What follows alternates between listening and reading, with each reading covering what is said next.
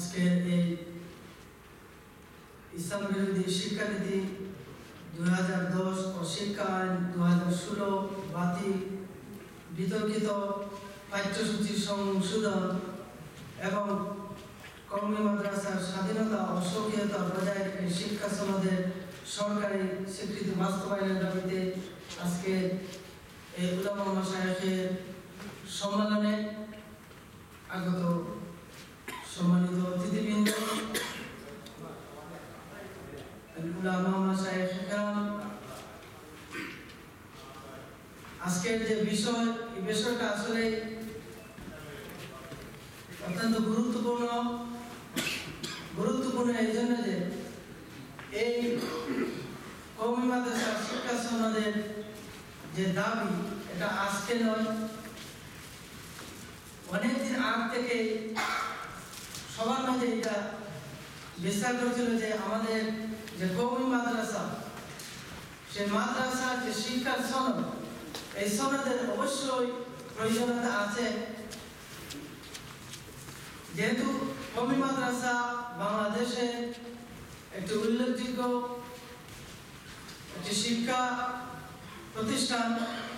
সেই প্রতিষ্ঠানগুলোর যদি শিক্ষার মান সরকারিভাবে স্বীকৃতি না দেওয়া হয়, তাহলে বিভিন্নভাবে, রাজনৈতিকভাবে, সামাজিকভাবে আমাদের যে সরকারি কওমি মাদ্রাসা পড়ুয়া আলেমগণের যে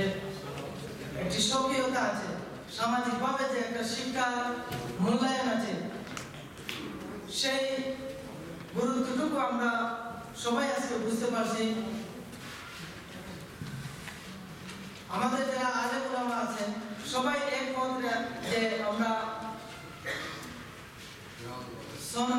সরকারি স্বীকৃতি চাই, কিন্তু এর মধ্যে হয়তো আমরা কেউ চাই যে এভাবে হোক, আরেক উলামা মাশায়েখ বলতেন না এভাবে হোক। কিন্তু আমাদের যে মেইন দাবি, আমাদের যে প্রধান দাবি, সবাই একমত যে আমরা আমাদের স্বীকৃতি আসুক, শিক্ষা সনদের স্বীকৃতি আসুক। আমাদের যে মেইন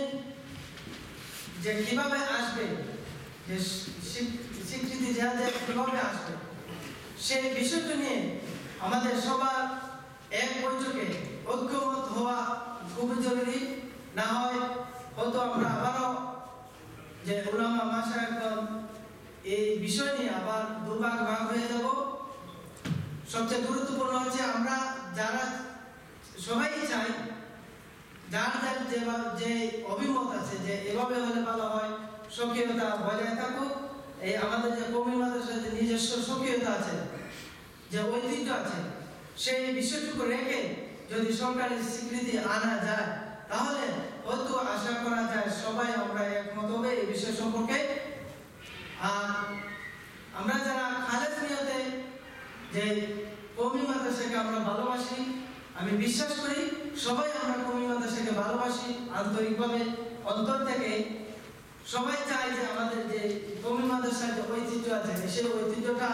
বহাল থাকুক এবং স্বকীয়তা বজায় থাকুক, সরকারি কোনো হস্তক্ষেপ না থাকুক, সেটা সবাই চায়। কিন্তু এই বিষয় নিয়ে আমরা একমত হওয়া জরুরি। আর এই লক্ষ্যে আজকে এই সম্মেলন। আমি ব্যক্তিগতভাবে যে